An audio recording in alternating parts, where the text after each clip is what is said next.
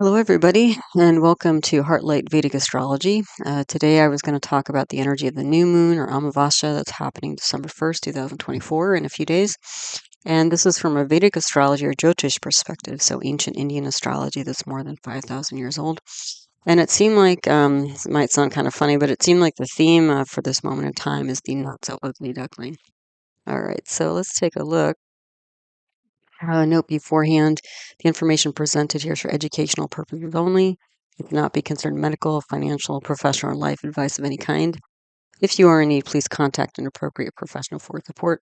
Then you might take a minute or two to read the rest of this disclaimer.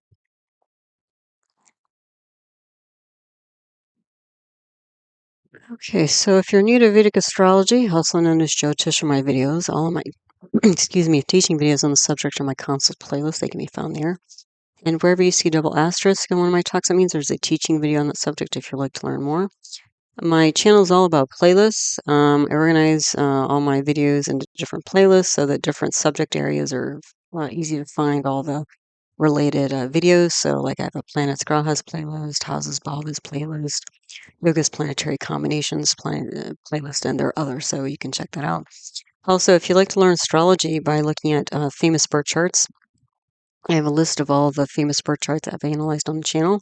So this could be famous people, places, or moments in time.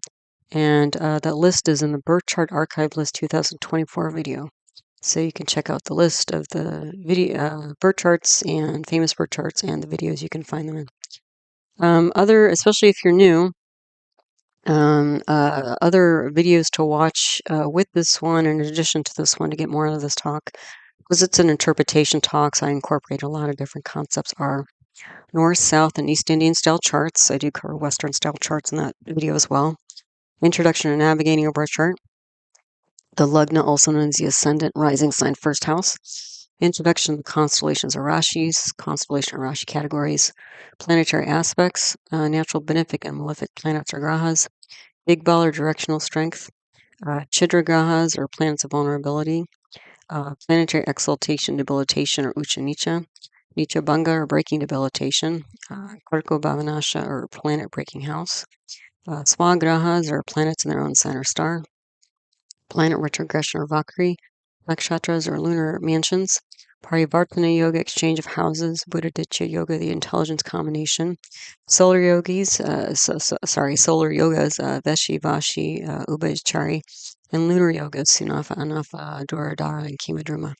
So a lot out there for you to learn if you're up for it. So.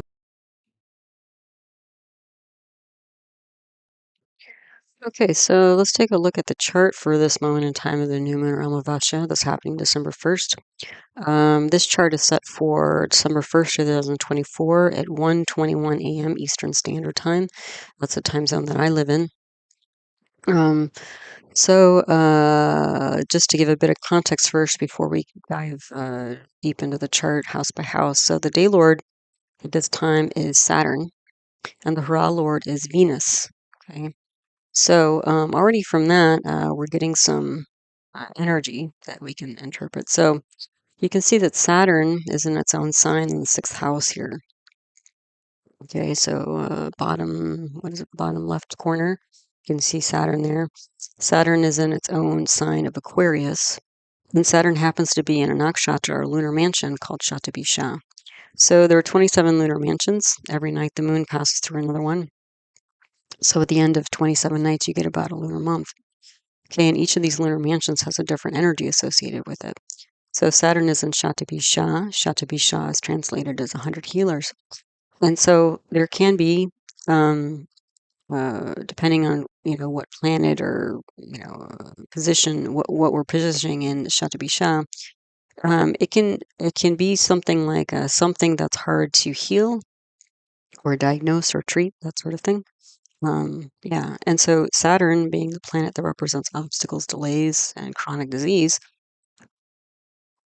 excuse me, it's in the sixth house of acute issues. Okay, and Aquarius is a fixed air sign, so it's about fixed ideas here.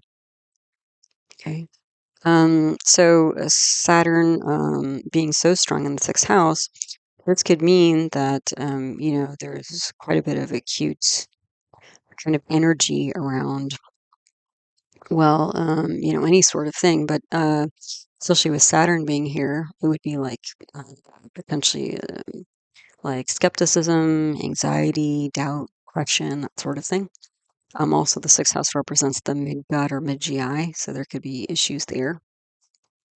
The other thing is that Saturn is aspecting the eighth house of chronic illness, where it's debilitated. So, the fact that we're picking up some Saturnian energy here, and seeing where Saturn is positioned, um, this can bring, some problems. Okay. So, again, both acutely and chronically because of the way that Saturn is positioned. And Venus, if we look at Venus, Venus is in the fourth house. And Venus has Digbala there, so directional strength. So that makes Venus a little bit strong. Venus represents things like socializing and social grace and compassion and the finer things of life and that sort of thing. And it can also represent things like spouse and partnerships, loved ones generally. Um, and the thing is that Venus is in parivartana, exchange of houses with Jupiter. So Jupiter, you can, in your mind, switch Venus and Jupiter. And so you'll have Jupiter in its own sign of Sagittarius, where Venus is, and Venus together in the fourth house. The fourth house can represent things like home and mother and happiness and lineage. So Venus is in a nakshatra called Uttara Ashada at this time. And Uttara Ashada is symbolized by an elephant's tusk. So there's this energy of like a very strong, piercing, sudden victory. Okay. So, and Jupiter happens to be in a nakshatra of Rohini at this time. Jupiter is also retrograde, which gives it strength. So both Venus and Jupiter are strong, and then they're even stronger because they're swapping signs here. So Jupiter is in a nakshatra called Rohini, and Rohini is considered to be the most attractive, um, seductive, and fertile nakshatra of the 27. So, with Jupiter being in its own sign with Venus in the fourth house, this could again be a lot of good energy around home, happiness, family, mother, that sort of thing. Also, I would say a lot of socializing because Jupiter is an expansive planet. Venus is, again, the socializing planet. And Jupiter and Venus both are about diplomacy and compassion. And they're both advisors. So, Venus is the worldly advisor, and Jupiter, the kind of spiritual advisor. Okay. So there's quite a strong contrast between already the Saturn in its own sign, where it's like this kind of, hard to budge energy in terms of thought process, with this Venus and Jupiter that's lined up. Okay. So between these two, I would say that there's difficulty with relationships here on some level, or socializing at least. Yeah. Then the Jasha period for this moment in time, so the Jasha period is a planetary period, is Saturn, Jupiter, Saturn, Rahu. So again, we're picking up more of the Saturnian energy. We're picking up Jupiter, which I just talked about. And again, Jupiter is going to be strong because it's in parivartana exchange of houses with Venus, and it's retrograde. Jupiter happens to be in the ninth house of father, also spirituality, also like a spiritual community, satsang.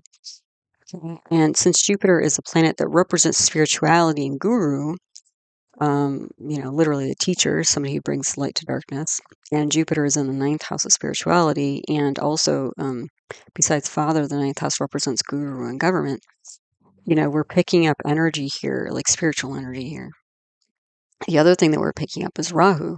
So Rahu is in the seventh house of one, spouse-like partnerships, business partnerships, and independent business. Okay. So Rahu is in a nakshatra called Uttara Bhadrapada at this time. Uttara Bhadrapada is symbolized by the back legs of a funeral pyre. And there's this energy associated with it where there is this like very combustive, destructive energy, but it's different than the nakshatra before, which is Purva Bhadrapada, which is very destructive, like flames and fire and smoke and, ashes and that sort of thing.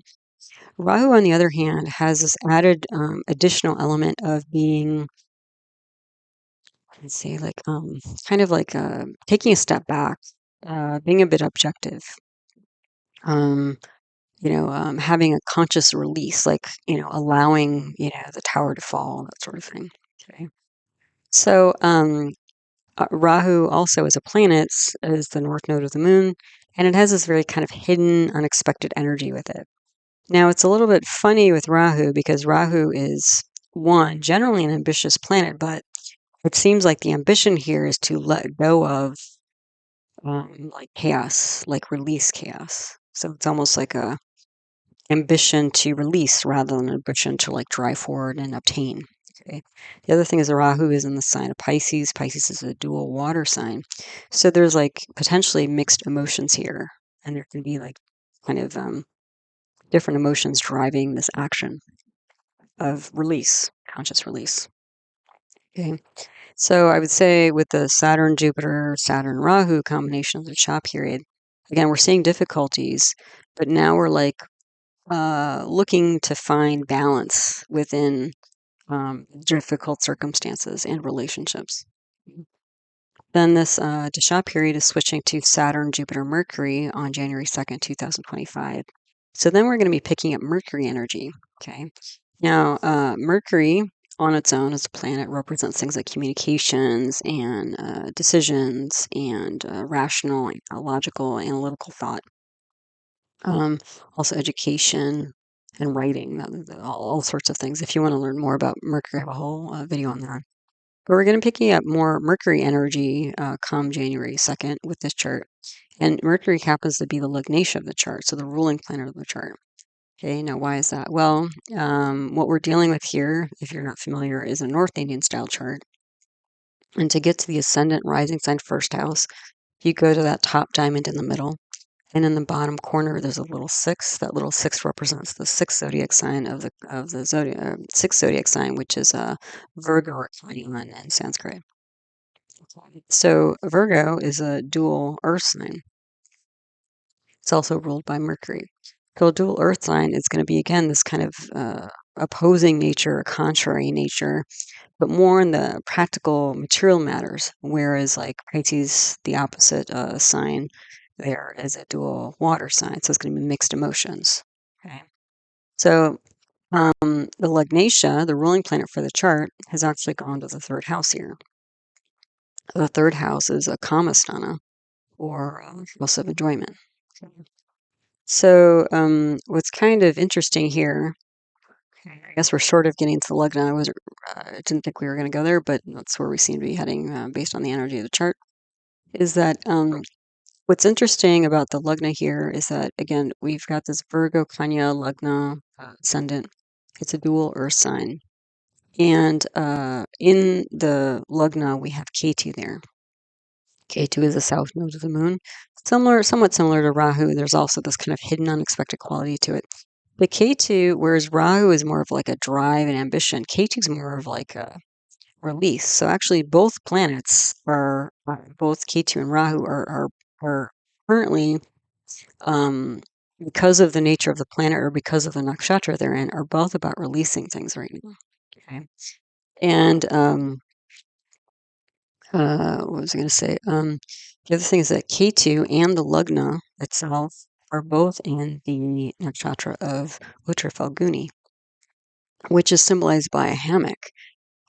So there's a lot of like enjoyment associated with it, like socializing, luxury living, that sort of thing. But again, there's this, not only is there Uttara Phalguni, but there's Purva Phalguni, the nakshatra right before it. Purva Phalguni is completely hedonistic. It's just about like having fun, having a good time. It's also symbolized by a hammock or a marital bed.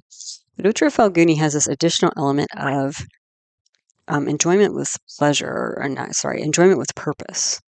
So it's not just like fun for the sake of fun, but it's like enjoyment with a specific purpose or goal in mind. Okay. So again, there's this kind of, with both the Ketu and Rahu planets, there's this like kind of stepping back a bit. Okay. So, and the fact that the ascendant and Ketu, you can see, are both in the same degree. Ascendant's at 8 degrees 7 minutes, and Ketu's at 8 degrees 55 minutes.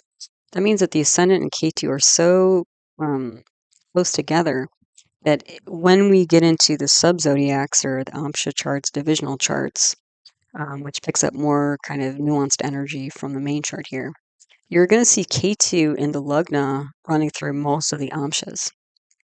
Now, Ketu, similar to Rahu, has this kind of hidden, unexpected, kind of unusual quality to it. That's the energy it brings. And so for like if this was a person, this would be somebody who's quite unusual, maybe a bit odd or eccentric or, sometimes we would even say like an oddball. Not always. It doesn't have to be like negative or derogatory, just somebody who's a little bit kind of doing things differently.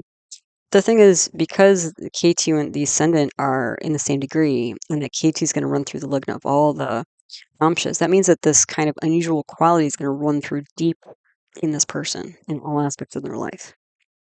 Okay. This is not somebody who's going to, follow the crowd. Let's put it that way. Okay. Now, because we have this dual nature with Virgo, Kanya, there's going to be two sides to this person, like in a very practical, tangible sense. Okay.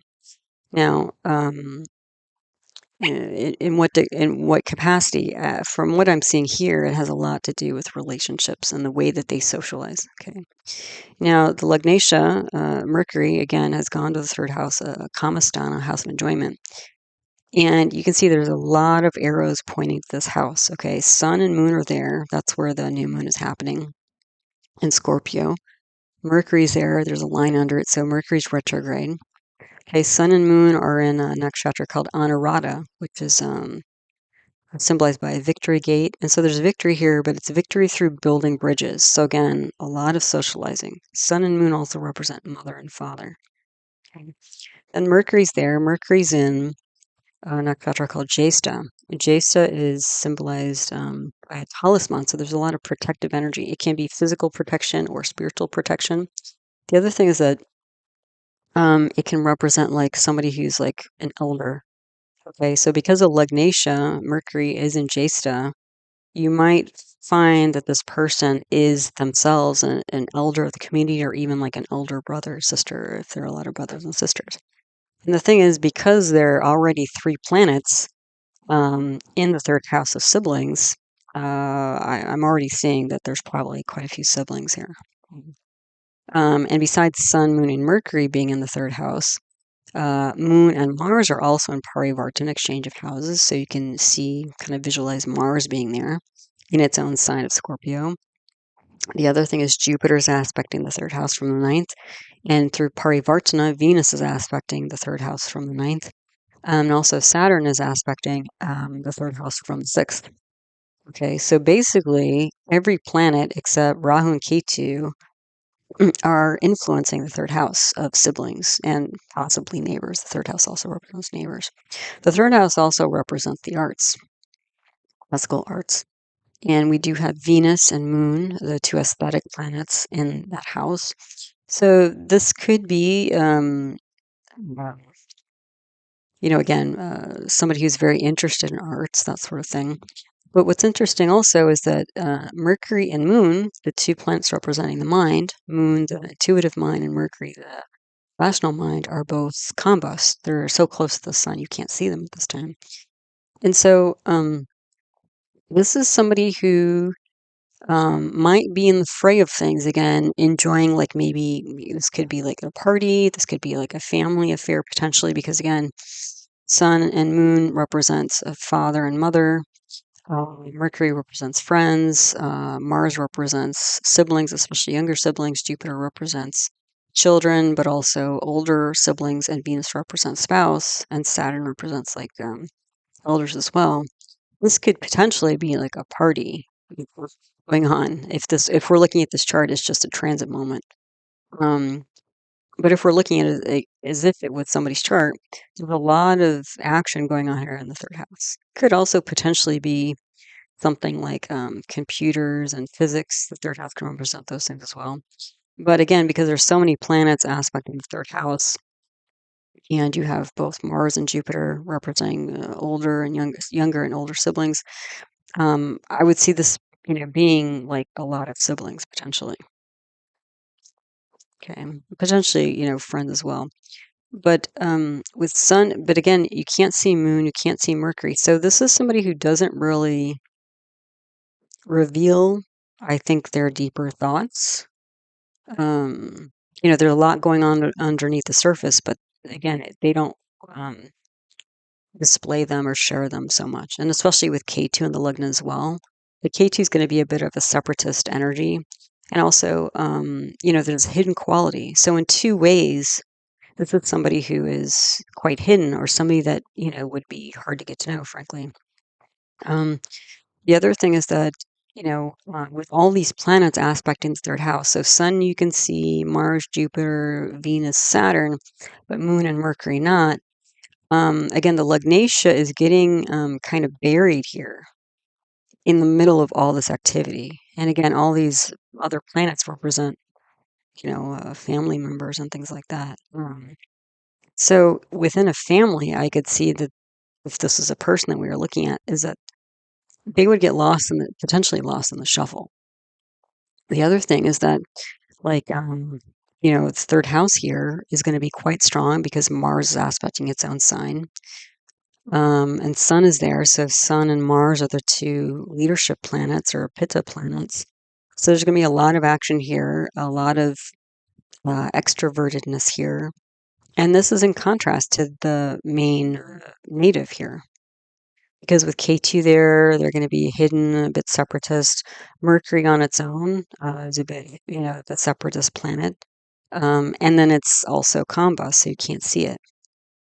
So even though I think deep down this person is fairly independent minded, they may be, what I'm seeing here is kind of going through the motions of something either like a social moment. Like, again, we're kind of getting into the holidays right now at the time of this recording. This could be somebody who like goes to the holiday parties and kind of plays their part.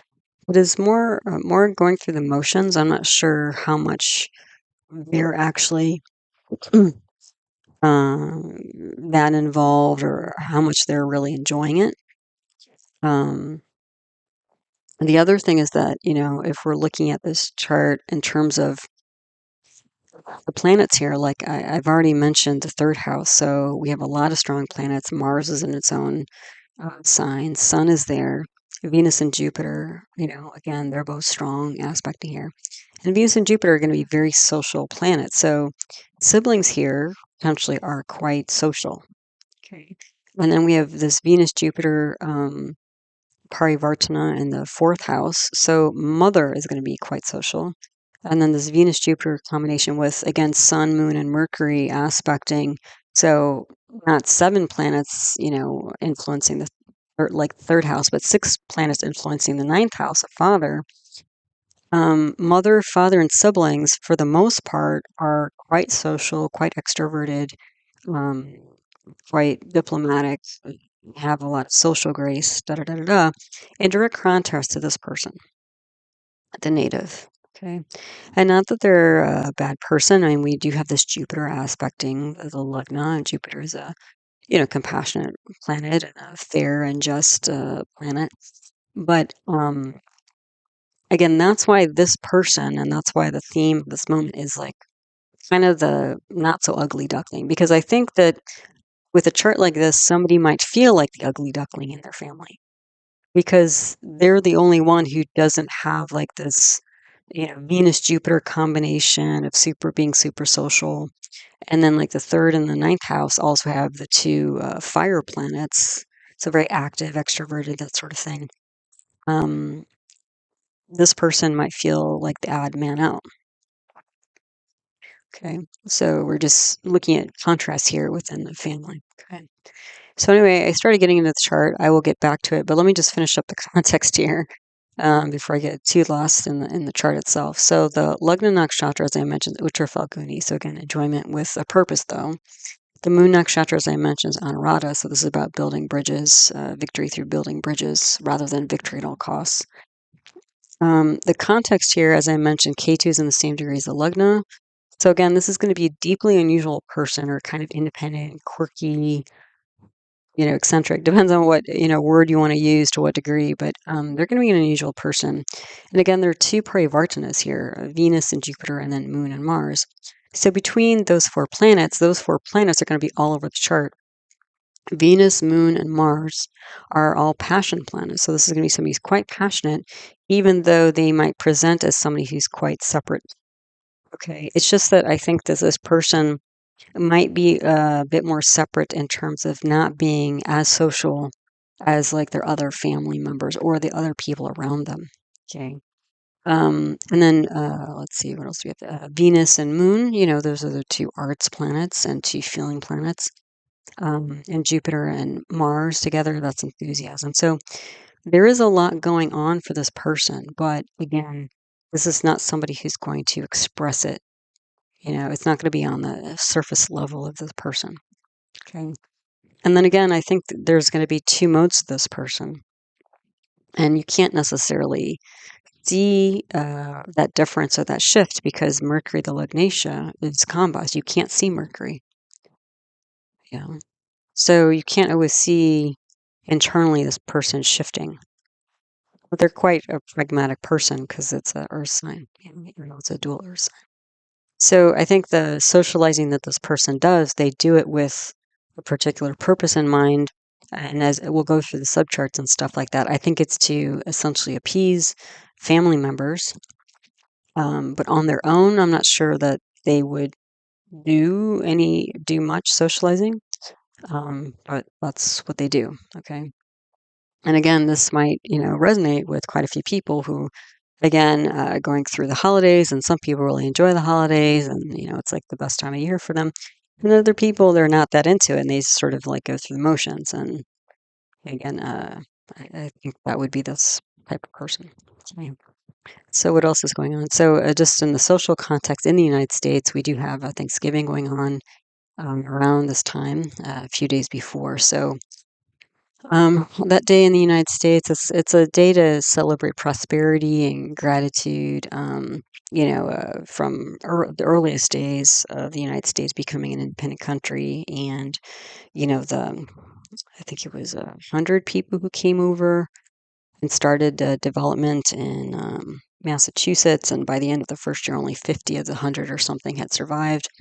And by the end of the first year, they had like kind of weathered the literal storms of crossing the ocean and then, living in this new land and learning how to work with the land and, grow food and feed themselves and take care of themselves and that sort of thing. So, um, again, it's in a way kind of the beginning of the, holiday season, here in the United States at least. Okay, so let's go through house by house now. Again, the Lugna, Virgo, Kanya, dual earth sign, Dwisva, Bhava, Prithvi. Ketu's there, Uttara Phalguni. That's aspected by retrograde Jupiter and Rohini. So again, there's these two unusual but attractive options here, kind of, or modes, I should have said maybe, with this person. And because of the Jupiter, that could indicate speech, also wisdom, compassion, generosity. So again, it seems like this is can be quite a gracious person, I would say. But then we have this K2 there, which is again more of a separatist planet. It can also be like a technology, that sort of thing.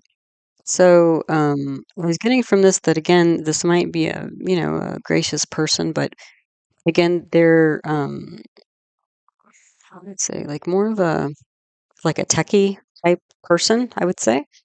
Um, yeah, and again, they might seem a little standoffish, especially compared to their family members. Um, yeah, and also that again, there's this like what do I say, just kind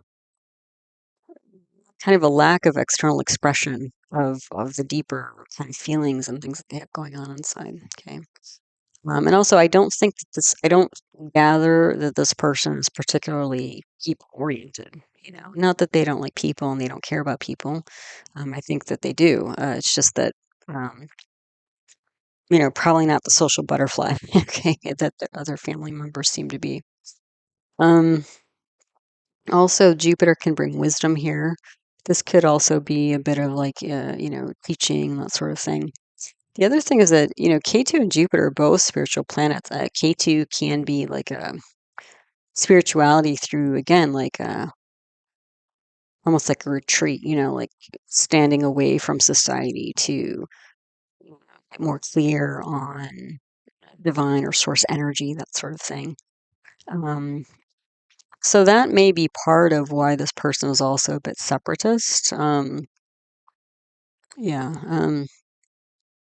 Yeah. So what else is the Lugnatia? We've been talking about combust, retrograde, Jupiter, and Jesta. Again, protective energy, and this is again like protecting the self, but you can't necessarily see because Mercury's combust. You can't see that they're doing this necessarily. Yeah. And again, it's in the third house, the Kamastan enjoyment, but like the third house also represents nonverbal communication, and that sort of thing. So, um, like again, I would gather if this person went to a party, they might do small talk or they might be even potentially entertaining. Not quite as much as their other family members, but yeah, it's kind of funny. It's kind of hard to describe the energy of this chart, maybe because K2's in election. But yeah, there would be success here. I mean, they would be able to do it. Um, it's not like they would be completely socially awkward, that sort of thing. It's just that I think if somebody was really tuning into their energy, they would realize that it's not really their wheelhouse, I guess you would say. Yeah. Okay. So, then we've got the sun and moon there in Anuradha, so victory through building alliances. So again, the building alliances, this is more like, again, uh, with a certain goal in mind. It's not like enjoying people just to enjoy people, that sort of thing. Yeah. Um, yeah, and then we have Mars aspecting here through parivartana. Mars is in Pusha, so there's some supportive energy here through Pusha. The retrograde Jupiter is in Rohini, so again, attractive quality here. Venus is in Uttara Ashada, so we have like three planets in victory nakshatras. We have Mars in supportive nakshatras. So then we also have the Swa, Saturn, and Shatabisha. So the Swa, Saturn, and Shatabisha is indicating to me that even though on the surface there might be some party socializing going on, and it seems like it's effective, it's successful, but deep down there's like some kind of anxiety about it.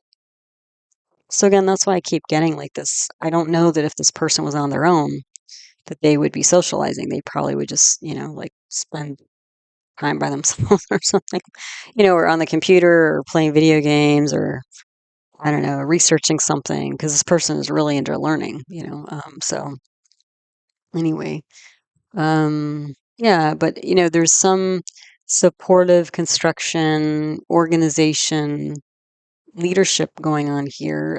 There might be some publication involved um, because Mercury and Jupiter are both, well, almost every planet's in this third house here except for Rahu Ketu.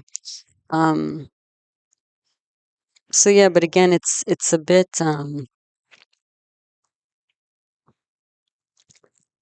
At least on the surface, it looks like everything's going well, but deep down, I don't think that's exactly true for this person because of the Saturn that again we keep picking up. Okay. So there are a bunch of yogas in this chart. We have a Veshi yoga, that's a solar yoga. There's that's the Venus in the second house from the sun. This will also give us a uh, Sunafa yoga, lunar yoga, because we have Venus in the second house from the moon. That will be supportive of both the sun and the moon. We also have a budhaditya yoga, so sun and Mercury in the same sign. And it's qualified because Mercury rules the first house here. So that will bring a intelligence to this person, but a certain kind of intelligence. If you saw my budhaditya yoga video, budhaditya yoga is more about like a math science type, and that fits with this person. Again, I'm just gathering from this person that they may be able to kind of get away with. I guess those are the words going. Get away with socializing and be successful at it, but deep down, I don't think that's again their main MO, modus operandi. So I would say that there's also Balarishta yoga in this chart. So that's because 4 out of 9 planets, Sun, Moon, Mercury, and Saturn, are in negative houses. So usually when we see something like that, there can be difficulties in childhood. Yeah. And you can see we are running this planet here, Saturn. Like if this was a newborn, then this person is going to be born at a time when they are running one of these, 4 planets. And after Saturn comes Mercury. And Saturn, you can see we're running Saturn, Jupiter. Yeah, so this person, for the first 20 years of their life is going to be running Saturn and Mercury, at least, you know. Um, and the thing is, that's, again, as I mentioned, like Saturn, Mercury, and Ketu, those are the 3 separatist planets. So early on in childhood, this person was kind of like on their own, maybe sick here even, had difficulties with their health, and I think has social anxiety, although they may be able to play it off as not so. Um, Probably not entirely because again, K2's and the Lugna here. But Jupiter might also take off a bit of that edge because again, Jupiter and Rokinis bring some attractive quality. So whatever kind of eccentric qualities this person has, there's still like it's not off-putting, I think, to people. I think it's just people may not understand. It's almost like okay, coming in, like almost like a high-functioning autistic person or somebody on the spectrum. Somebody who's very bookish, very educated, really likes to learn, really interested in abstract ideas and that sort of thing, but and can socialize, but I don't think they enjoy it. And would probably avoid it if they could. So then we have the chidra grahas here. So these are the planets of vulnerability, and these can be these are planets that typically show, I'd say like somebody's like kind of a weak spot or sensitive spot, or their kryptonite. If they were Superman, that sort of thing. The kind of thing that's can bring duress or pain or upset in their life. So the chitragrahas for this person or this chart are Mercury, Saturn, Mars, and Venus. Okay, so what do we have in here? We have Mercury, like friends, communication, Saturn and Mars. This is like kind of like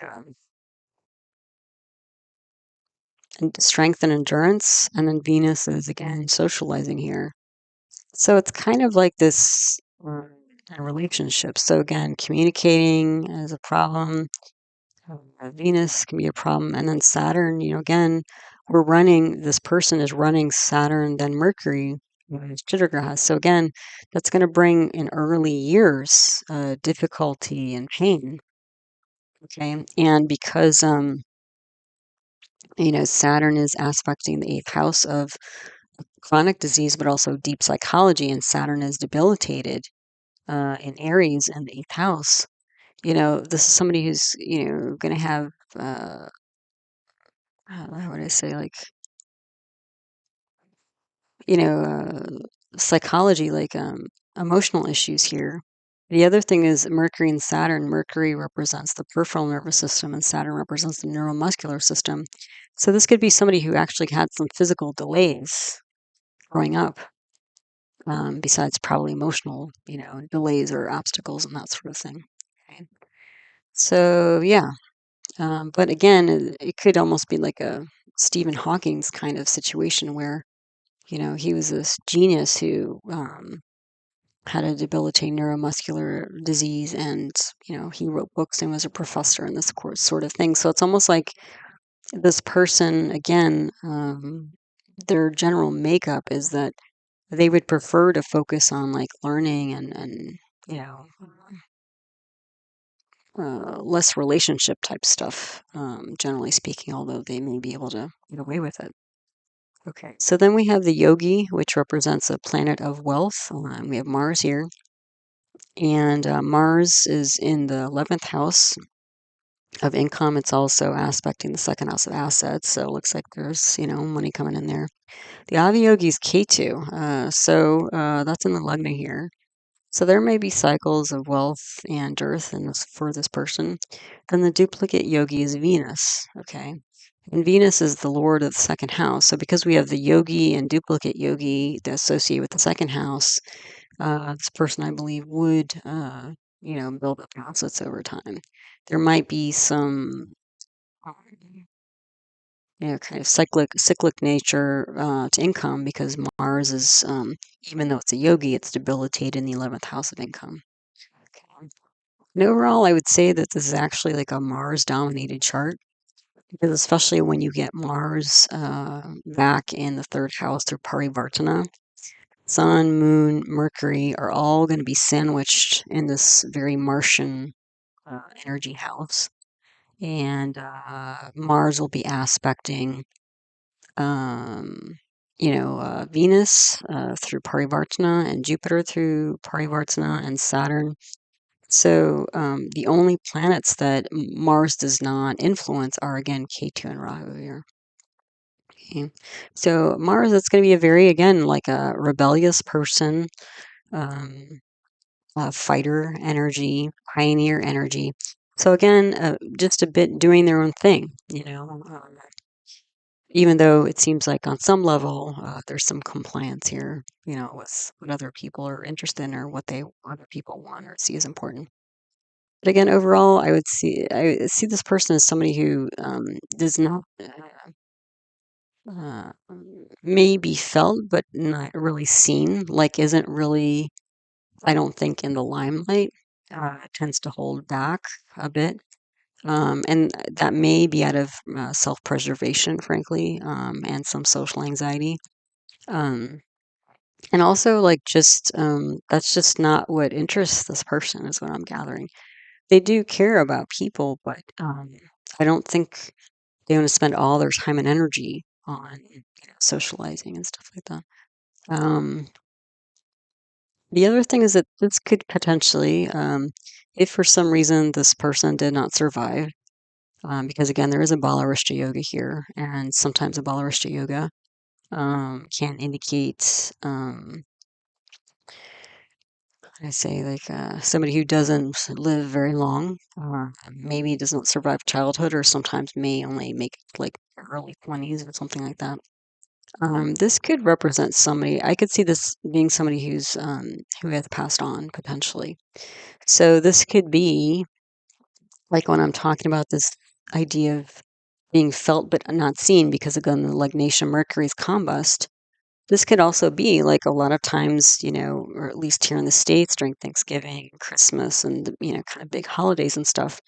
Sometimes families will set out like a plate, for a passed on loved one, or put up their picture, or say a few words about them, before dinner or something like that, to honor their spirit. And so that could also be this kind of energy with this like K2 Jupiter, like, because again, Jupiter represents like the element of ether. So this may be literally somebody who's felt but not seen, really passed on. Or again, somebody's there in spirit but not in body, that kind of thing, whether they're still living or not. The other thing is that this K2 can represent, I'd say, like somebody from another culture, maybe an immigrant or something like that. So that might be part of why this person might be sort of playing along here with what everybody's doing, but kind of separate too. And that might be, again, part of their, upbringing, but also their childhood. So two different reasons why this person may not be fully involved or invested in what's going on here in the third house. They keep a bit distant, and that may seem off-putting, potentially, but I think when I looked at the rest of their chart, I think it's actually like a superpower of theirs, that they don't necessarily get distracted by so much socializing. Yeah. All right, so then moving on to the second house lord is Venus, aspected by Mars.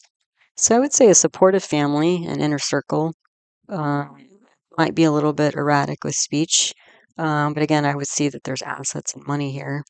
The third house lord is Mars.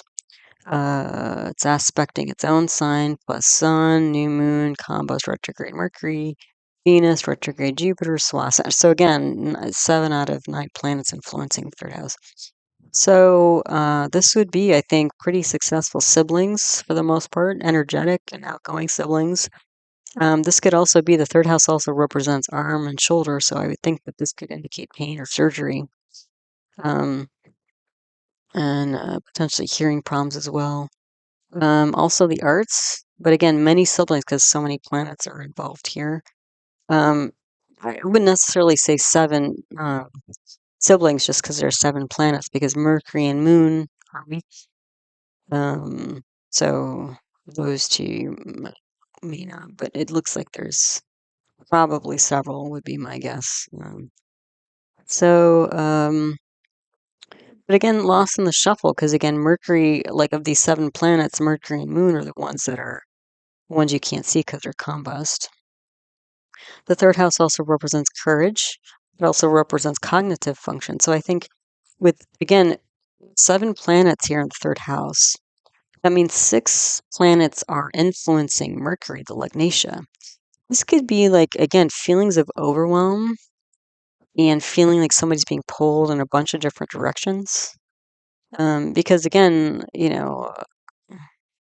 except for Ketu and Rahu, whenever you run any any of these planets, it's gonna like influence Mercury, the Lugnatia, the ruling planet of the chart, even more. So that can be like, again, somebody who doesn't get a lot of rest. This could also be a lot of traveling, short distance traveling, commuting, because that's the third house. So again, a lot of people like today, the day of this recording is day before Thanksgiving, and that's like, I think in the United States, one of the biggest travel days of the year because everybody's trying to get home, see their family or friends or whatever. And then again, this could be friends and neighbors. That's third house stuff. But again, not really showing real thoughts and feelings because again, the 2 mind planets, Moon and Mercury, are combust, invisible. The other thing is that Sun is a pure temporal malefic because the Sun owns the 12th house here of losses and expenditures. So losses and expenditures, it's like you can follow that line to the third house. So again, I think all of this, this could be again like all of the socializing, or even like all this like these rambunctious, siblings could be again draining for this person. Yeah. And the 4th house here, 4th house lord is Jupiter. It's aspected own through parivartana. This can join with the dig bala directional strength Venus. So again, this happiness at home, improvement with mother, generous diplomatic home. So again, this is more of like a homebody type person. And also like education. This means that education is going to be quite strong for them. Also vehicles, homes, like, this is a pretty nice 4th house here. So, yeah, pretty nice family lineage, so to speak. Then the fifth house lord is a Swa Saturn, but it's gone, to the 6th house. So there's some difficulty here with 5th house matters, and 5th house matters can be children, can be romance as well. So, and because Rahu is in Uttara Bhadrapada in the 7th house, this could also be somebody who, like, consciously, um, I say, does not get involved in relationships. Like they've released that, they sort of absolve themselves, renounced relationships, that kind of thing. So whatever socializing they do just to appease kind of their close family members or something, but on their own, not much else going on. So then we have Saturn aspecting the 5th house and Jupiter as well, and the moon. So, yeah, so I could see there being problems here. There's some nurturance from Mars, but it's erratic nurturance. And the moon, um, this could be imagination and also Jupiter there. This could also be like kind of a legal lawyer type mindset here, public law or imagination law, like not public property, intellectual property type stuff. But I could see because the ruler of the 5th house has gone to 6th, there's some trouble here, I would say, generally speaking, with children and romance. So let's take a look at the other houses. Okay. So on this slide, we have the chart, and the stuff on the left is the same, but the stuff on the right is my notes for the other houses. So if we take a look at the 6th house, I mentioned that already. We have the Swa, Saturn. It's also aspected by Mars. So this is somebody who would be really set in their daily routines, because the 6th house also represent routines. And again, the 6th house also represents enemies. So there's this kind of like push-pull energy here, because Mars is aspecting here, and Mars is in Pusha nakshatra, which is like a nurturing energy.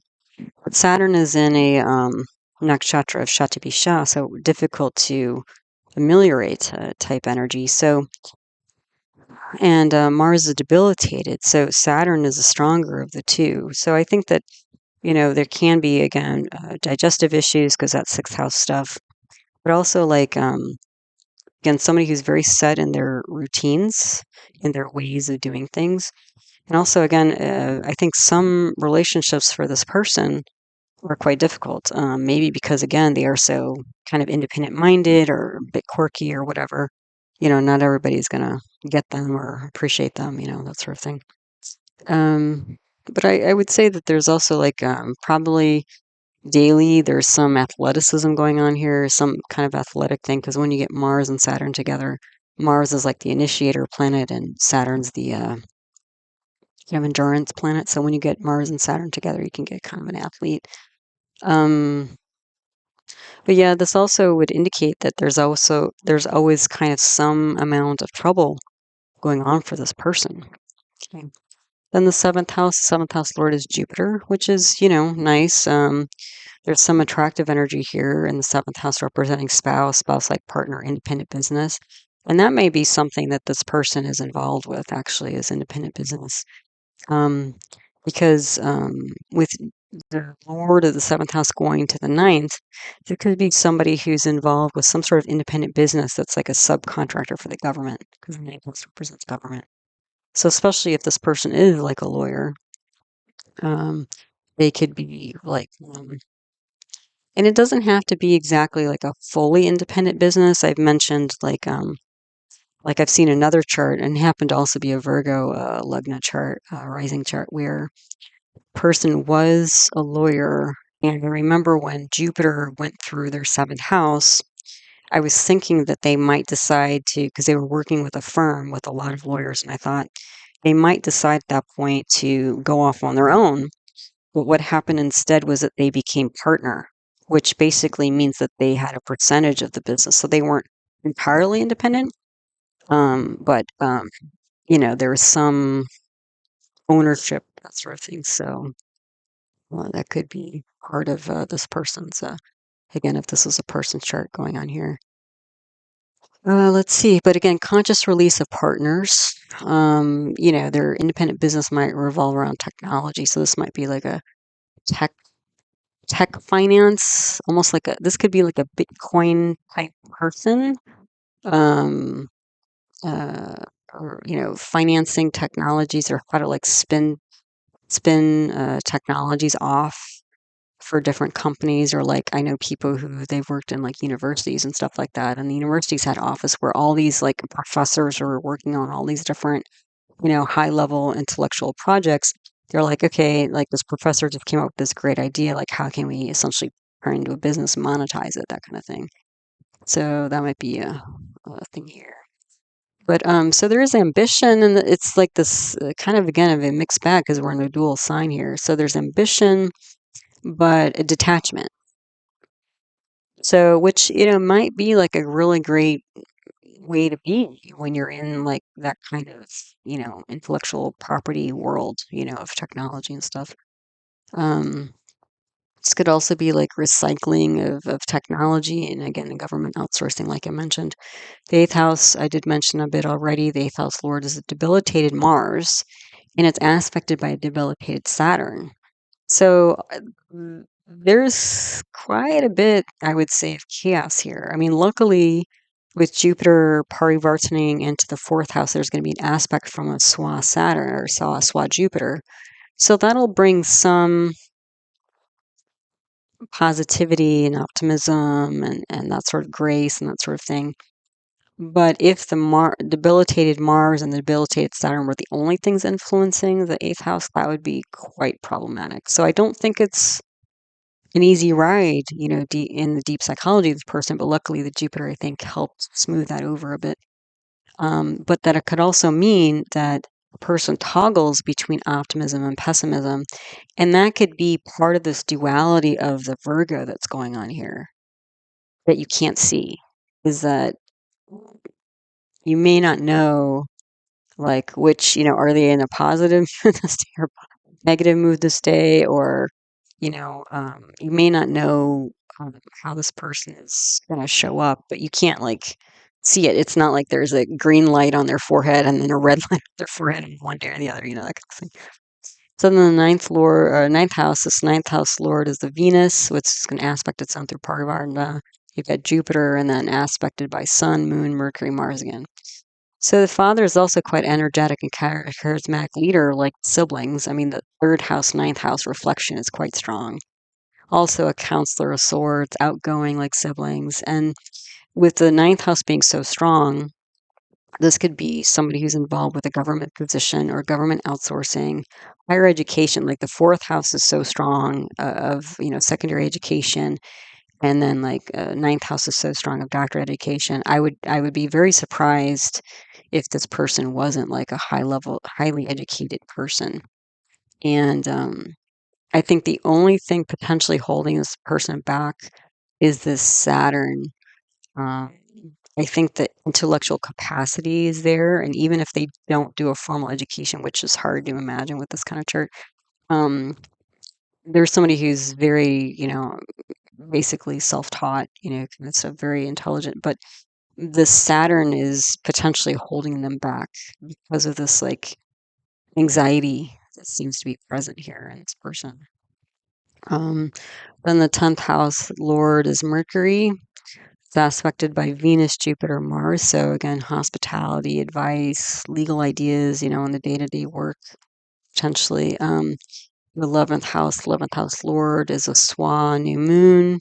And there's a debilitated, pure temporal malefic Mars. So the thing is, with any Virgo chart, Mars is a pure temporal malefic because it owns the third and the eighth houses, so both negative houses. So because Mars is debilitated in the 11th house, this could again be income and also clip group society. So, luckily Mars is in Pusha, so it's not like Mars in Ashlesha where it's like a Molotov cocktail, like somebody who like shows up to a group and just like, throws everybody out of kilter. This is potentially more of somebody who's kind of intermittent with, um, socializing, maybe a bit awkward, again, does some, but not a lot, on again, off again, that kind of thing. The other thing is that, Mars represents siblings and the 11th house can represent older siblings as well. So this could also potentially be an older sibling who's not seen much because the Lord moon is new and you can't see the new moon. Yeah. So again, even more sibling stuff here. Then the 12th house lord is Sun. It's aspected by Jupiter and Saturn. So again, positive and, the great benefic and the great malefic both here. And we're running a Saturn Jupiter. So there's positive aspects and negative aspects, and I would say losses through siblings here. because again, sun has gone to the third house of siblings. Yeah. So again, this is somebody, if this is a person, somebody who is or feels like the odd man out, especially in their family. I think they go through the motions of social engagements, but they're not really that thoroughly engaged, deeply engaged. Despite in contrast, those siblings and parents are very social. So they might feel lost in a shuffle or like an ugly duckling or fish out of water, that sort of thing. However, again, I don't think this person is actually an ugly duckling. They may feel that way, and others might kind of perceive them that way. But this person has such a strong fourth house and such a strong ninth house and third house here. That again, the social stuff may not be their wheelhouse, but this is a highly intelligent person, very well educated. Who again, this kind of stepping back or a bit of internal isolation or I think is actually a superpower. So they don't get wrapped up in all this other socializing stuff. I don't think that's important to them. And as we'll see, going through the subdivisional charts, there's a lot of strength here, despite what looks like maybe initially, some deficiencies. Yeah. So let's take a look. All right, so here are some of the sub-zodiac amshas, subdivisional charts, all different names for the same thing. So I'm starting off with the relationships here, and I've put at the top the Dasha period so that you're just reminded. So currently, this person or time period is Saturn, Jupiter, Saturn, Rahu, and then moving to Saturn, Jupiter, Mercury, January 2nd of 2025. The top chart is the Navamsha D9 for spouse and partnerships. The second chart is Drake and a D3 for siblings. So let's take a look. So again, if you're not familiar with the subcharts, sub-zodiacs, these are mostly read in terms of timing. So what I've done with these charts is circled the planets, the Dasha period planets, so that we know which planets we're mostly looking at or we're assessing right now, to see if they're going to bring more positive, generally positive things in this moment in time, or generally more negative things. Yeah. So yeah, Saturn, Jupiter, and Rahu and Mercury are all circled in these charts. Okay. So in the D9 for spouse partnerships, Mercury is not well placed, but it is in parivartana with Rahu. Okay. Now the thing is, that's kind of interesting in and of itself because Mercury is going to be all over this chart and Rahu is too. So the spouse, kind of like in the main chart, with Rahu being in the seventh house, is that the spouse is also, if there is a spouse, is also potentially similar in nature to the native, where they're a bit detached as well, like kind of in their head, a bit detached. Not so, I think. How would I say, not so kind of engaged with the social scene. Like if you turn that native chart upside down and you make the Lugna Pisces, then the Lugnasha for the spouse has gone to the third house, similar to the Virgo Lugna person, right? So there's a bit of mirroring going on here. So I don't think the spouse is too unlike the native, and they may also, again, and you can see in the top here, there's K2 and Saturn. Okay, and then with Mercury parivartaning with Rahu, Mercury is going to aspect the Lugna. So you're going to get the three separatist planets, K2, Saturn, and Mercury, in the Lugna here. So again, I think the spouse is also, a bit detached. And again, that's not a bad thing necessarily, for a lot of people, that can be a sort of main survival skill. The other thing is that you do have Jupiter retrograde exalted in the fifth house, so a very strong counseling perspective with the spouse or partners. And this Jupiter is aspecting to its own sign in the Lugna. So again, we're getting this K2 Jupiter mix, in the Lugna here. So again, I think the spouse and native are in cahoots, kind of birds of a feather flock together, since we're talking about ducks and geese and swan. To keep going with that analogy, bird analogy here.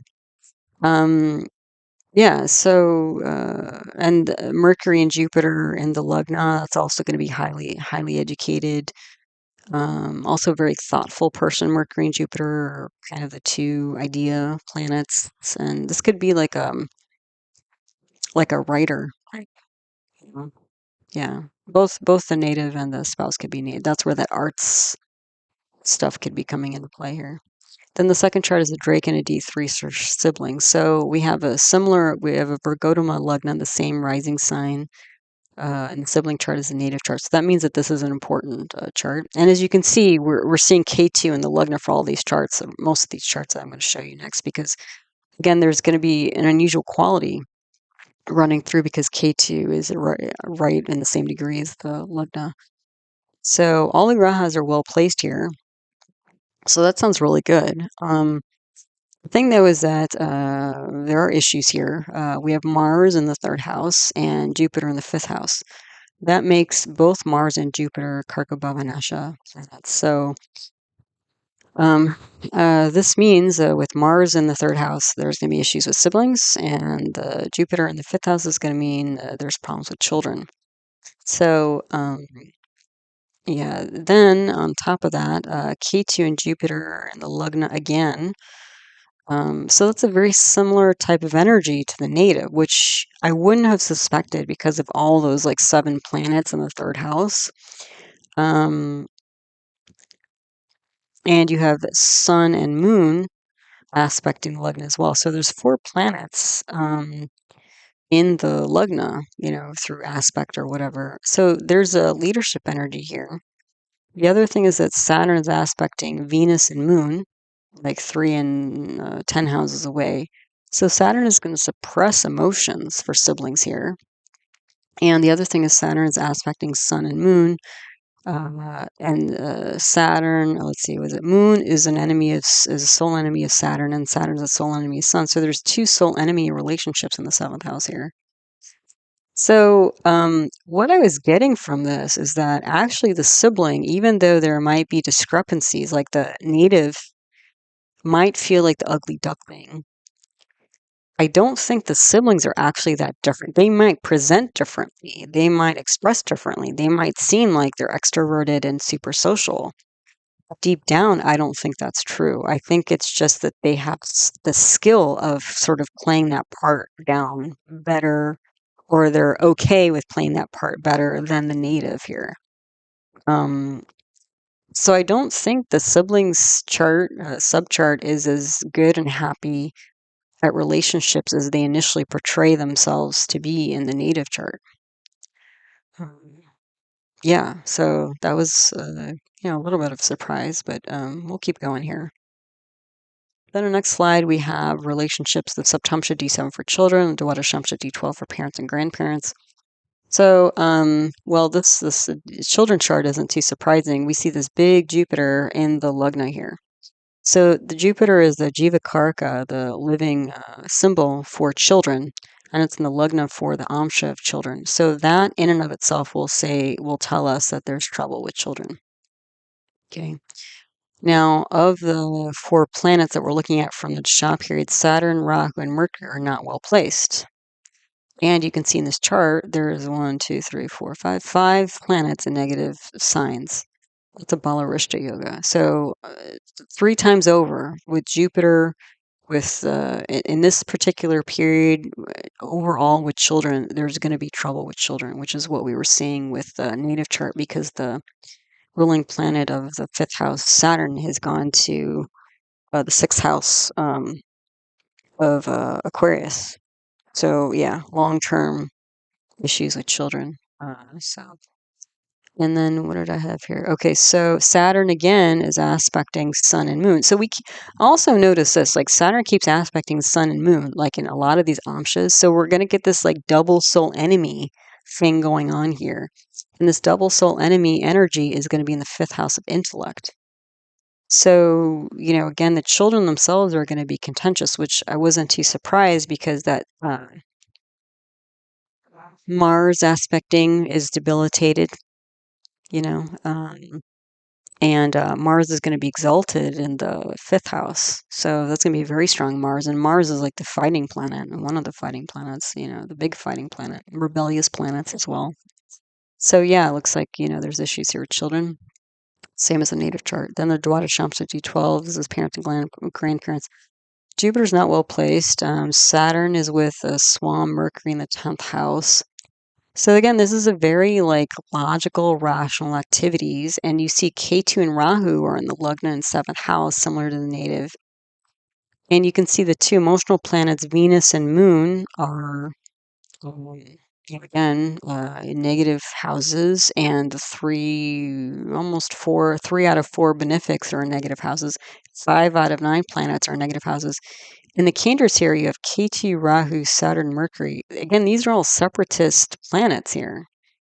So deep down, that's also what I thought was interesting, is despite the Venus, Jupiter in the 4th house of mother and family line, and Jupiter, Venus in the 9th house of father, at the core, they're very similar to the native here. And again, the emotional planets are in negative houses, and the benefics are in negative houses. So at their core, the parents are quite detached as well. Again, it's like the siblings, they may not present that way. They may have this ability or skill to present as being social and this and that, but I don't think they're as different from the native as the native might think that they are. That was what was kind of surprising about this whole chart. But we're looking at a K2, on the Lignation, in the Lugna, same degrees of Lugna. So this is going to be a very unusual, situation, chart, moment in time. And then we have Sun, Moon. What do we have here? Sun, Moon, Mars, Venus on the 6-12 axis. I mean, that's a lot of, loss, but Moon is exalted in the 6th house of enemies, and Venus is aspecting here, and Venus is going to be Swa. So, and Sun and Mars are the leadership planets, and also they're the, Pitta fighting planet. So, again, it seems like they're adept at handling losses through emotions. So it's just, again, like this kind of high functioning autism type chart, And it didn't seem that was true for the siblings and the parents, but it did seem true for the native and their spouse, like that I got. But I think just the siblings and parents are either more able to or more willing to play the game. So to speak. Whereas the native just I don't really care, but if it's important to you, I'll kind of go along sometimes, Yeah, so I think that's the thing, is the siblings and the parents are kind of better at covering up their inner detachment, is what I was seeing, which is kind of interesting. Then we have the D24 for education here, Sadamsha, and the Dashamsha D10 for career here. So in the education sub-zodiac, we have Mercury's not well placed, and it's debilitated here. We have 4 planets influencing the Lugna, so that makes this an important chart, which again, I'm not surprised, because we had such a strong 4th house and 3rd, 4th, and even a 9th house. Those are all education houses, so it's not surprising. The thing that was Mercury and Jupiter, the 2 education planets, are both debilitated. I thought that was interesting. However, they will be exalted in their opposite sign. And that would make the 7th house here very strong of independent business, potentially, because Jupiter is going to be exalted in Cancer, where Moon is Swa there. There will be, there's what, check here. Yeah, so Saturn is aspecting Sun and Moon again. So there's 2, I'm just counting, so hold on. Yeah, but there's a lot of contentious energy here, because Saturn is aspecting the 7th house. So Saturn is a soul, let's see, Moon is a soul enemy of Saturn. Saturn is a soul enemy of Sun. Sun is a soul enemy of Jupiter, and Jupiter is a soul enemy of Venus. So there's 4 soul enemy relationships. So it's strong, though. Yeah, so again, there's this kind of rebellious energy. The other thing is that even though Mercury and Jupiter are debilitated, Rahu is Swa, Saturn is exalted, and Mars is exalted here, or Swa. So Rahu, Mars, and Saturn, this is like engineering and computer technology stuff,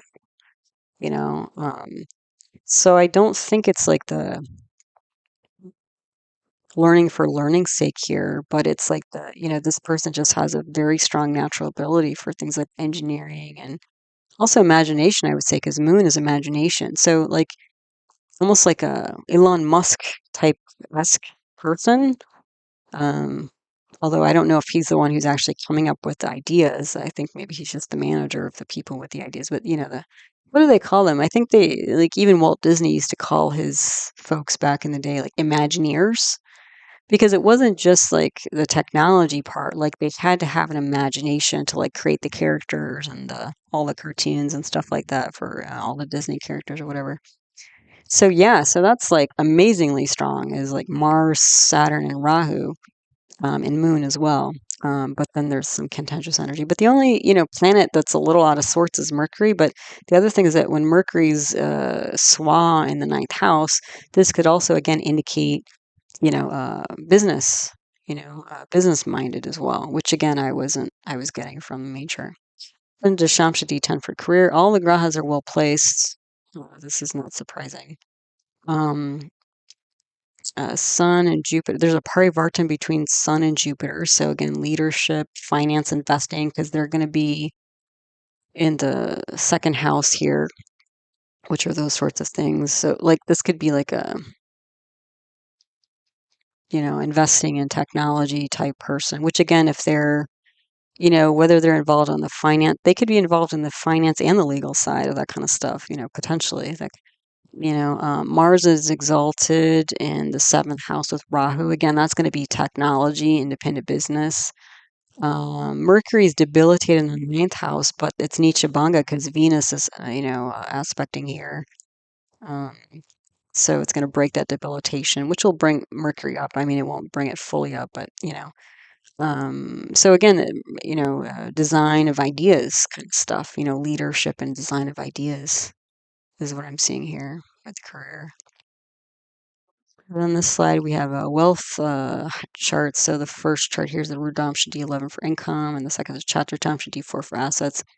So in the first chart, Rahu and Mercury are not well placed, and Saturn's exalted, in a Mishra Sankhya with Venus. So, but this is a very strong Saturn, again, in the ninth house of leadership of organizations, government, that sort of thing.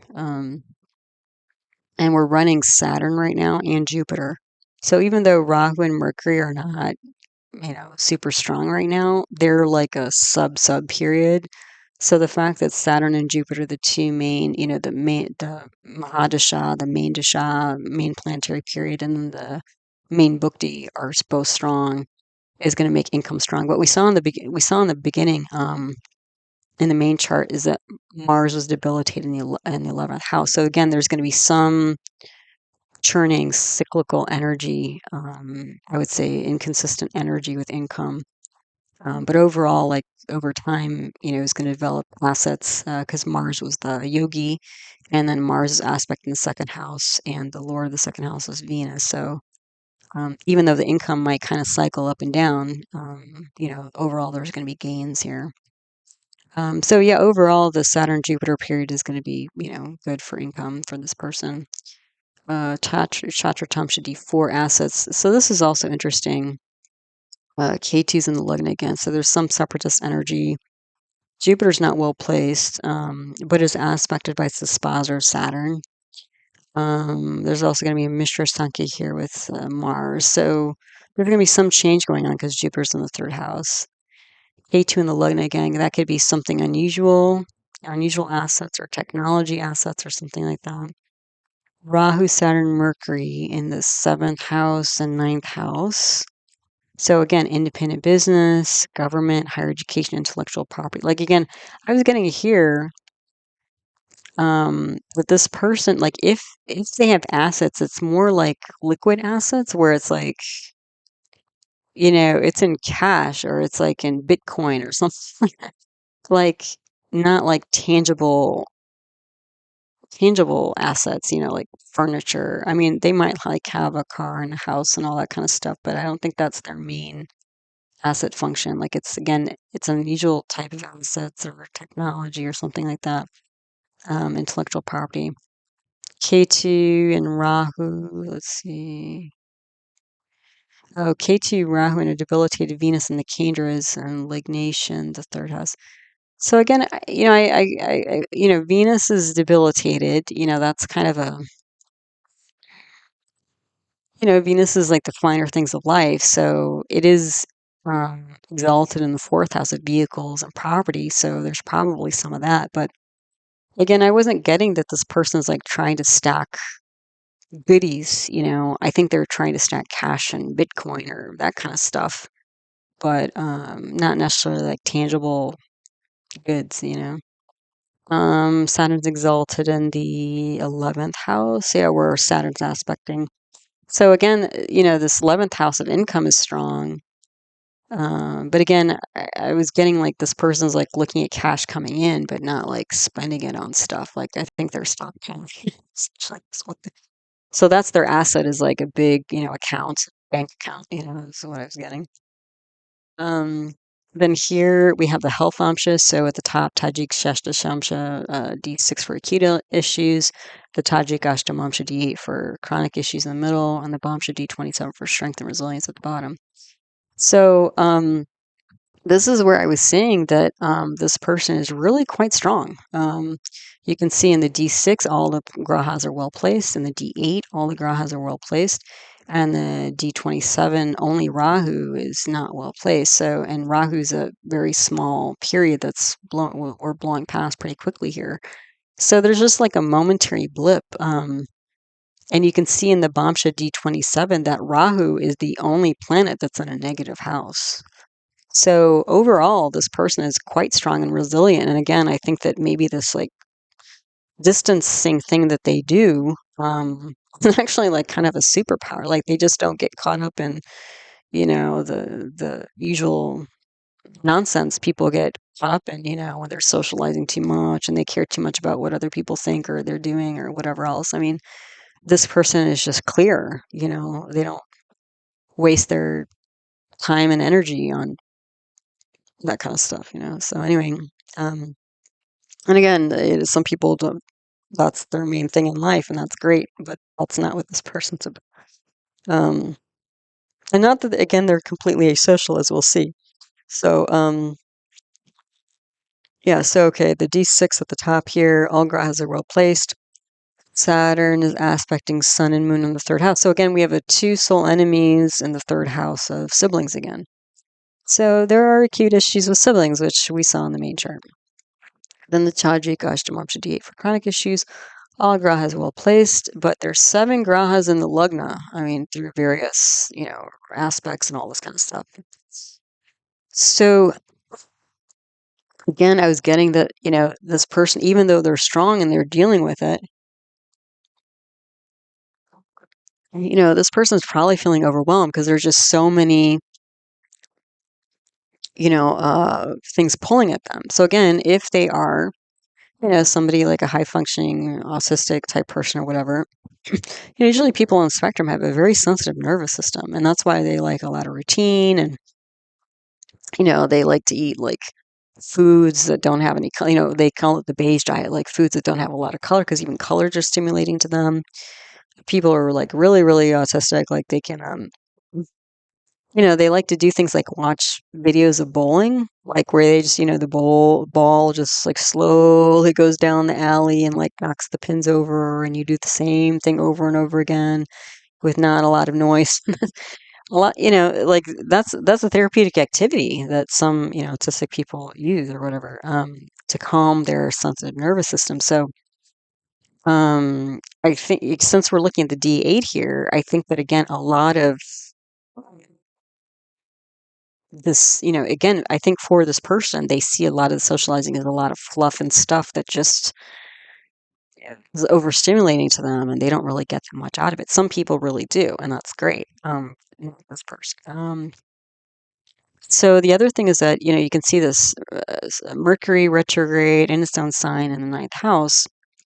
I've mentioned in a lot of my videos, I've often seen when people have Mercury in its own sign, they can often be interested in things like meditation and Buddhism.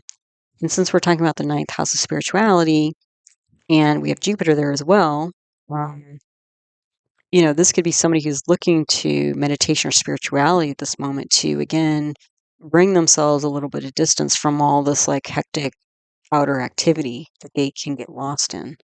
Yeah. To maintain themselves, like almost like a self-preservation thing. So, and we're running both Mercury and Jupiter, so that might be something that, they're looking to do, is like one of the things that they're interested in learning.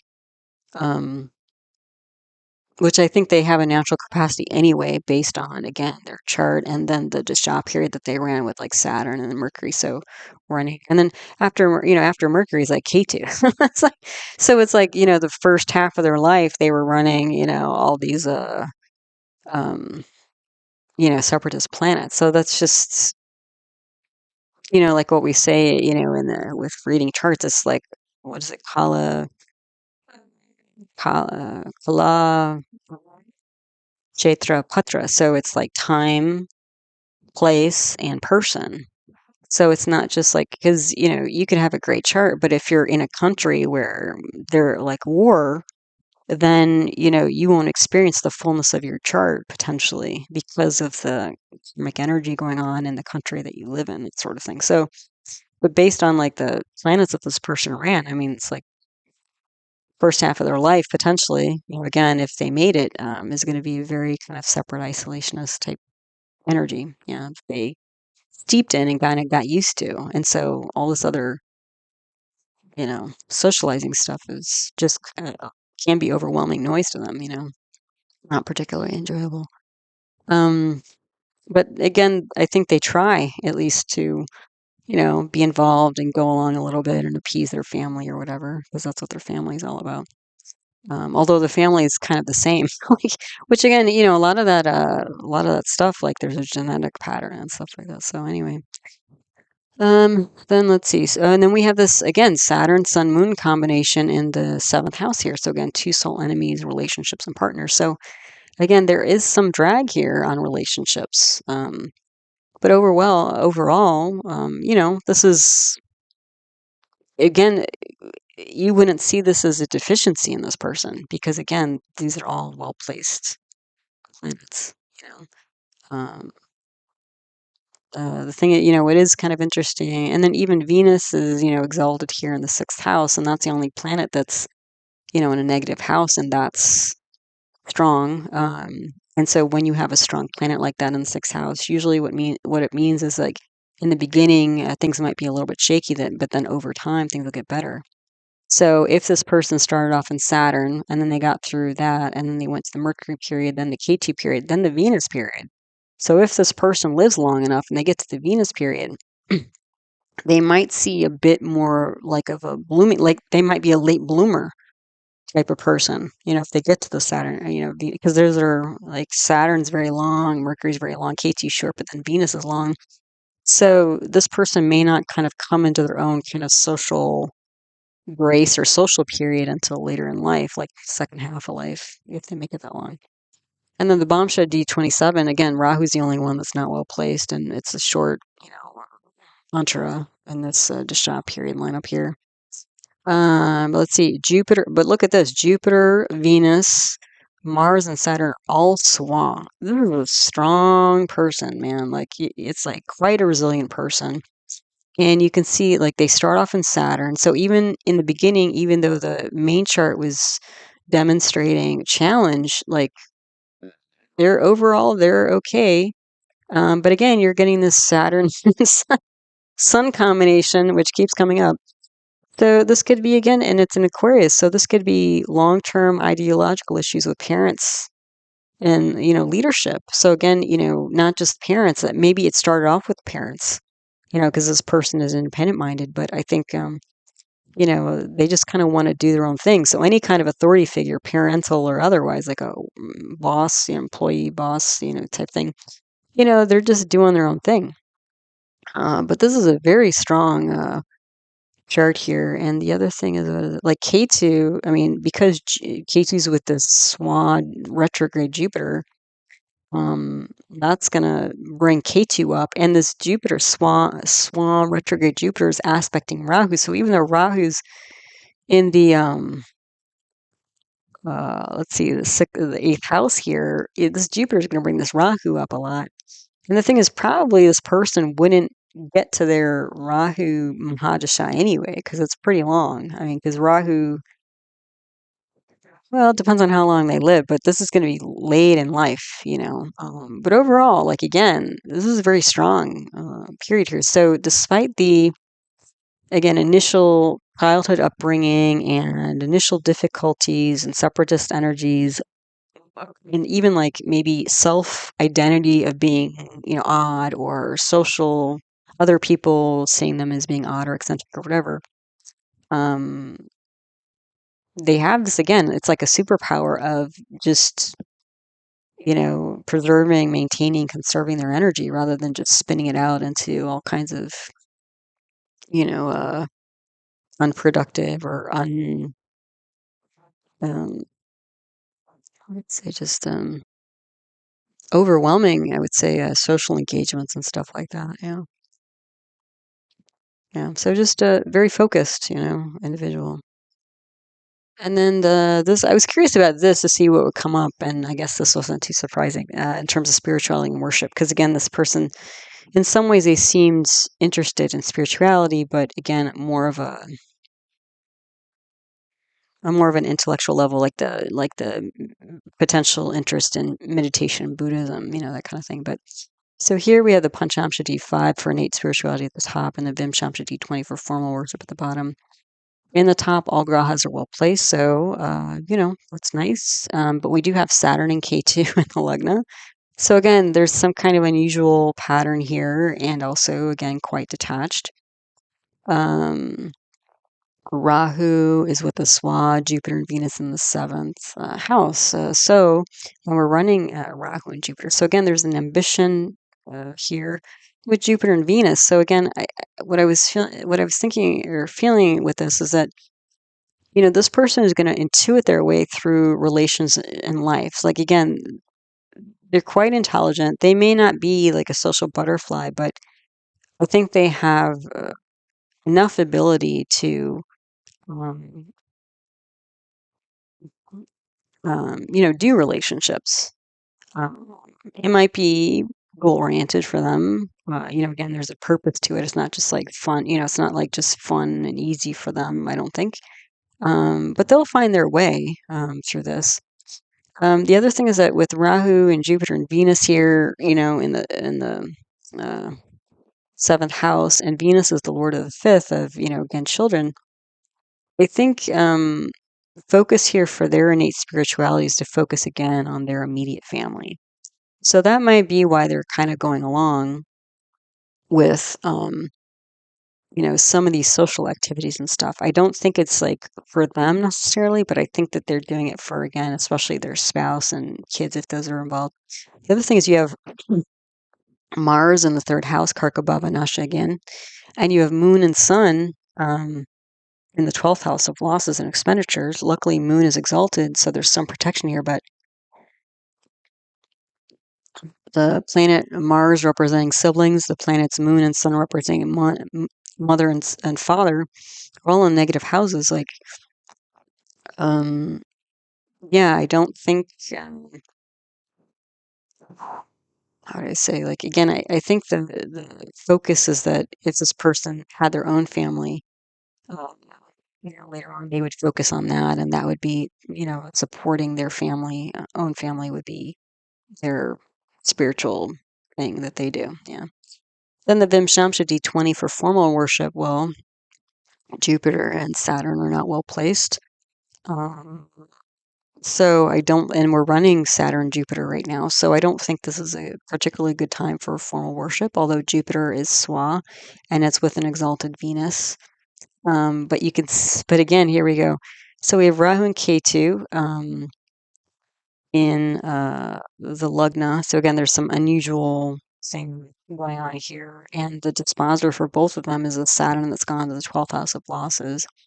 Sun's debilitated, but it's exalted in the fourth house. So Sun will be exalted in the fourth house. Jupiter's or Swa in the third house. Mars is Swa in the 11th house. So what I'm seeing here is that, again, it's like, you know, Jupiter represents siblings and it's in the third house. And Mars represents siblings and it's in 11th house of older siblings. Sun represents father. So there's still this like formal worship, is strong in the family lineage, which isn't too surprising because we had that Venus and Jupiter in the fourth house, and then we had Venus and Jupiter again in the ninth house. Um, but with Jupiter being run currently in the third house again, there's going to be some change here, and it might be related to partner and kids. Like, um, it might be that this person picks up some line of formal worship for the sake of their spouse and kids, kind of like in the D5 here. So not that they themselves, again, it's kind of like not they themselves are into it, but if the formal worships, helps or supports their wife and kids, then they'll go along with it, kind of thing. Does that make sense? Yeah. Um,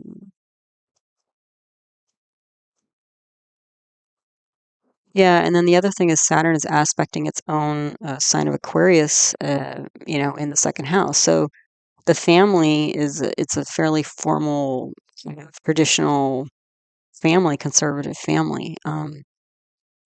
So again, I don't think that this person's particularly into it, but because of the people around them, like the siblings and the, father, the family, the kids, and, spouse or whatever, they might go along with it, but I don't think they themselves are, again, I think for they themselves, they don't get much out of it.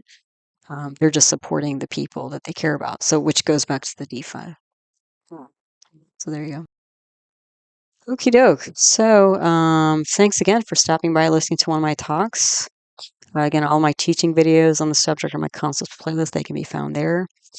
And if you want to look at more famous birth charts and learn astrology that way, I would check out my Birth Charts Archive List 2024 video with a list of all the famous charts I've analyzed on the channel in the video you can find them in.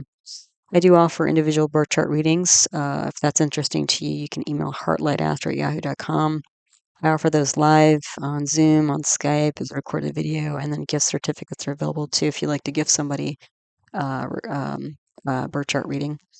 I do have another YouTube channel on natural medicine where I talk about Ayurveda, which is traditional Indian medicine, and yoga, and also other paradigms of medicine, natural medicine like homeopathy, naturopathic medicine.